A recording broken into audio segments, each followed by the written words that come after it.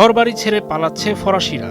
কোনো যুদ্ধ থেকে বাঁচতে নয়, প্রকৃতির রুদ্র রূপের সামনে আর টিকতে পারছে না ফ্রান্সের মানুষ। 25 জুলাই দক্ষিণ পশ্চিম ফ্রান্সে দাবানল ছড়িয়ে পড়ার পর কর্তৃপক্ষ পুরো কাপ ফেরাট উপদ্বীপ খালি করার নির্দেশ দিয়েছে। হাজার হাজার মানুষ ঘরবাড়ি ছেড়ে যেতে বাধ্য হয়েছে। আগুন থেকে বাঁচতে সেন্ট জাঁ দয়লাক এলাকার মানুষ লোকালয় ছেড়ে পালিয়ে যায়।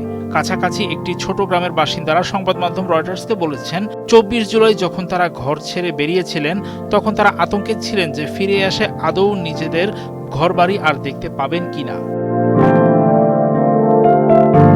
বৃদ্ধাশ্রমের সেবা গ্রহণকারী এবং পরিচর্যাকারীরাও আচমকা পড়েছেন কঠিন পরিস্থিতিতে। পরিচর্যাকারীরা বলেছেন, বৃদ্ধ মানুষদের দৈনন্দিন রুটিনে এটি একটি বড় ধরনের ওলটপালট, বিশেষ করে যখন রাত 2টার সময় তাদের ঘুম থেকে তুলে দেওয়া হয়। স্থানান্তরের কাজে সহায়তার জন্য প্যারামেডিক দলের সাহায্য চাইতে হয়েছে তাদের। In the heart of the city rises a destination built for greatness. International Convention City, Bosundhara.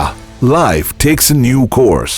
অন্যদিকে স্পেনে রাজধানী মাদ্রিদের বাইরে কয়েকটি বিশাল দাবানল একীভূত হয়ে গেলে কর্তৃপক্ষ জাতীয় জরুরি অবস্থা ঘোষণা করতে বাধ্য হয়।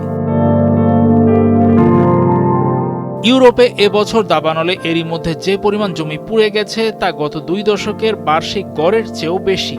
বিশ্বের সবচেয়ে দ্রুত উষ্ণ হতে থাকা এ মহাদেশটি চলতি বছরে এ পর্যন্ত 3টি দাবদাহের গ্রাসে পড়েছে।